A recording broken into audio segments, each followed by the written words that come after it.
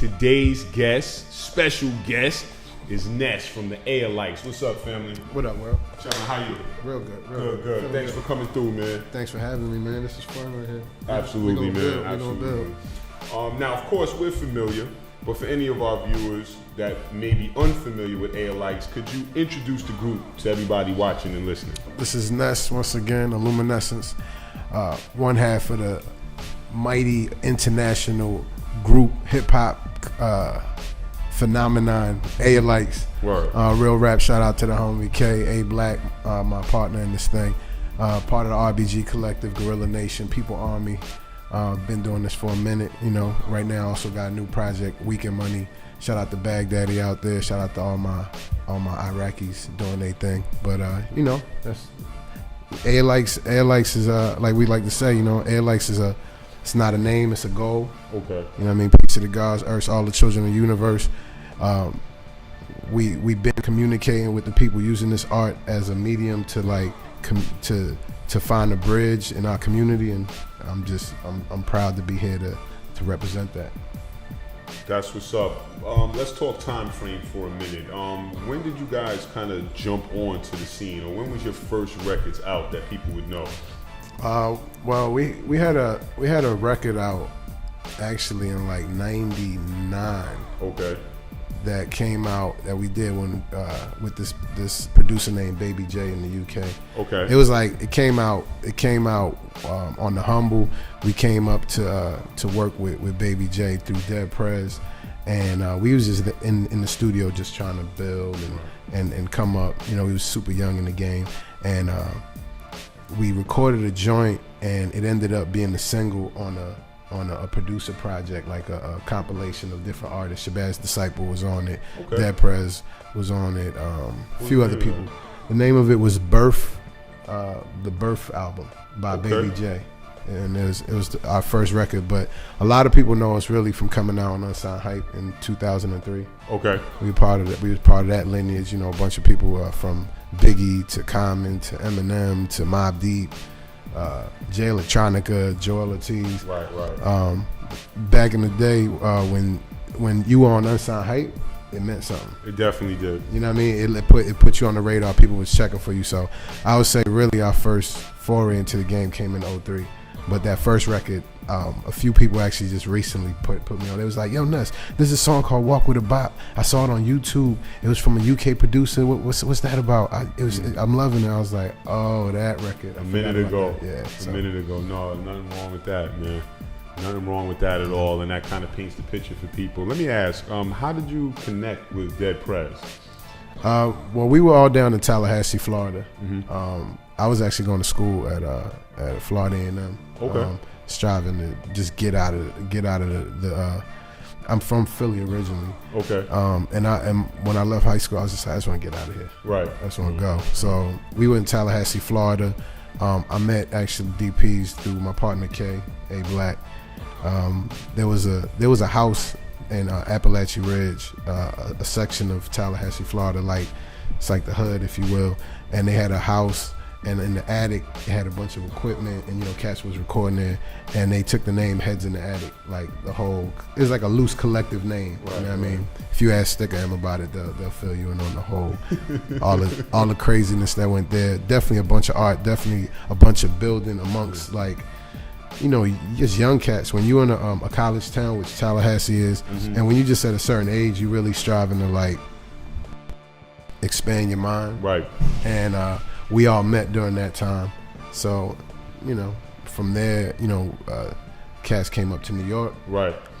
To basically try to get a record deal, but to try to do something in music. Yeah, push it forward. You know what I mean? And at the time, Tallahassee wasn't popping, down south wasn't popping. Right. I mean, you could go to Atlanta and maybe do something, but you know, like, cats was just like, let's go to New York. Right. Now, is that now when you were down in Tallahassee, is that also Wakulla County? Were you down in Wakulla County also? Because I got questions about Wakulla County. Wakulla is actually, and Wakulla is where Stick from. Right. That's what I heard. Stick from Watercolor, right. Like he's an ill dude, but he like if you ever been to Watercolor, it's like it's country, man. It's country. Said that. Now you tell. It's polarized, black and white. At least when he was growing up, he said it's polarized, basically black and white. He said it isn't very metropolitan at all, as far as like public transportation and stuff like that. You know what I mean? It's truly a small town. You know, truly coming up from a humble beginning at that point. Right. Yeah. Yeah. I mean, I know mostly everything about Watercolor through Stick. Right. Like I was just wondering all the different stories that you know what I mean of Watercolor. Like I think I slid through Watercolor a couple times when we was in Tallahassee, but Tallahassee itself, like I wasn't one of them cats that went to school and was just stuck on campus. Right. Like, most of the homies that I had they didn't even go to school. You know what I mean? Like I was in the hood out there doing types of things, but you know, it's coming from up top down south, especially when you a teenager. And I don't know if it's still like this, but we have a certain arrogance or certain like down on like coming up from Philly, New York, whatever. When you go down south, you're like, man, these cats slow. Or they don't know what's up, or they not dressing a certain way. But I quickly learned that real niggas is real niggas everywhere. You know what I mean? Real people. You know what I mean? It's struggle everywhere. So that's gonna breed a certain type of person, and I gravitated towards real cats. Dig it. I mean, just to add on to what you're saying, I went through a similar journey. When I was in high school, I moved out of the Bronx, New York, and actually moved to Baton Rouge, Louisiana. Whoa. Yeah, different. You go any further south, you're in the Gulf of Mexico. Right. But just to piggyback off what you said, being 15 years old, you leave New York with a certain arrogance. But I have to always say this when this topic comes up. Arrogance lived in the city as well. It lived. If you grew up in a neighborhood, you looked at people from another neighborhood funny. You looked at a person from another borough funny. You looked from another high school funny. So unfortunately, growing up in a city with probably 8 million registered residents in the city, and probably another 2 million unregistered or whatever the number is. It's probably like 13 million. People that live here. You know what I'm saying? You learn to kind of use these ways, to try to make some space for yourself and carve out a place so you can have a voice as well. And we live in a city. You come up in a city with this vast wealth, but a lot of us live in communities where you don't readily see it or have access to it. But even that breeds a certain type of walk talk in you. So when you go down south, it is a little bit of that. Yeah. But like you say, you quickly learn people are people, love is love, real is real. Yep. To be honest with you, some of my friends, some of the relationships, the friendships that I formed in Baton Rouge, Louisiana as a teenager, they're still strong. Those bonds still go on to today. Those are my brothers, you know what I'm saying? So it is what it is. Exactly. Same here. All love, man. So that's what's up. So you get down, you link up with DP during this time. You mentioned Unsigned Hype in around 2003, and like you mentioned, that's when it was, had probably a lot more credibility in the world of hip hop as opposed to what it has now. So let me ask. I know, I have a ALIKES project in my crib that my barber passed to me. Shout out to Born Original. That my barber passed to me. Salute. You know what I'm saying? But what was that? I don't remember the title, man. Excuse me for that. I tried to dig it up, knowing I was coming to meet you, but I linked it to somebody, and now I can't find it. Just passing on good music. But were you guys signed to a major label in the past, or were you putting out music independently? Most of the music that we put out, but we did have a situation with Nervous, and they had a distribution deal through Warner. Okay. So that was kind of like for even more people. That was like the splash where Cash was like, I remember when y'all came out with I Eat You Eat in 2006 on Nervous. Nervous, legendary label. You know what I mean? I'm not gonna necessarily big them up because when you deal with this industry, you learn a lot. It's education.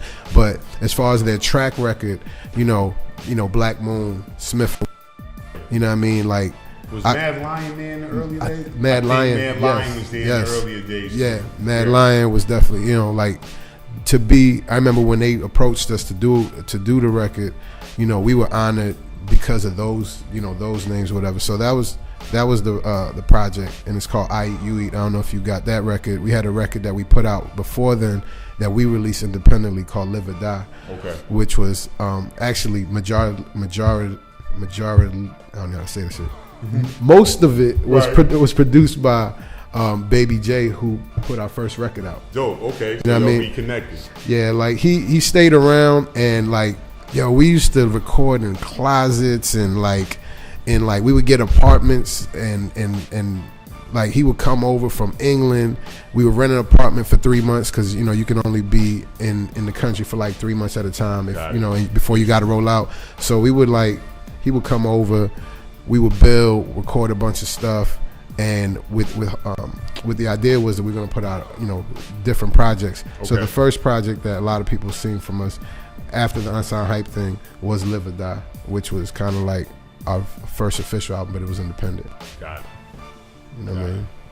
Yeah. Now, you mentioned that, you know, you've dealt with this industry, you know, for several years now, and you know, like you said, you've put out music independently as well. Right. Could you speak to listeners, anybody, you know, any advice that you may be able to give from your experience on how to navigate that whole major corporate world, and maybe, you know, how do you make a decision on whether to go forward with the deal if you're presented, or continue to stay independent? Is there anything that, you know, you can give to somebody that's maybe, you know, caught in making that decision? It's actually a conversation that I've had a lot lately, but I would say at different times, a deal is important for different people. Okay. And not to, you know, be all esoteric, but what I mean by that is you got to see what your end game is, what your goal is, what are you doing at the time, and see if, you know, dealing with a major would actually benefit you. Like, a lot of people look at it like they just want to get a deal so they can stunt back home, tell their homies, you know what I mean, come through the hood, be like, yo, I'm signed to Universal, or I'm signed to Def Jam, or I'm signed to Interscope, or whatever. And that might be just enough for people, because their goal might just be to be famous, right? Or their goal might just be to get, you know, that validation. But if you don't have and I'm talking about right now, back in the day it was a little different, but right now, if your independent buzz ain't to a certain, you know, level, right, you could get on a major and just get lost in the shuffle. You know what I mean? You'll be sitting there, you know, on label, you know what I mean, or, you know, on a budget, whatever, and won't be able to even release your project because they don't see that, you know, your buzz or your energy or the demand for your product is there to put it out. So I would say, you know, talk to people that know what's up. You know, have a good lawyer on deck, and have another lawyer to watch him. You know what I mean? So you get, and I say that just because I'm going through some things right now, trying to get some bread, dealing with lawyers and stuff. Right. But the point is like every situation is going to be different, and you just have to, you know, weigh the negatives with the positives. I say personally, me, if we were presented, let's say if ALIKES was presented with a major situation, you know, it's something that I would definitely entertain. It's something that I would have, you know, talks with my lawyer, my manager, my partners, different people, and see if it makes sense for us. Right. But at the end of the day, I don't want to condemn a major deal, because all of this is connected to the machine. You know what I mean? Even the independent game, you know what I mean? You might get more money, you know, more percentage money doing it independently, right, but also you might have a machine behind you that could push your music to a certain space that you can never do independently. So, that's true. You know, it's just, you know, be careful as you navigate through this thing, regardless, whatever it is. You hear what it is. Lawyers, number 1 and 2. Yeah. Be cautious. 2 lawyers. The 3, yeah, whatever, man. However many you can afford on payroll. Exactly. They need to be looking at each other. Yeah. And then, like you said something very important that before we go to break, I'll reiterate. Knowing the game, knowing what you're getting into, you know, talking to people that have some knowledge about this you know, this industry that we're a part of.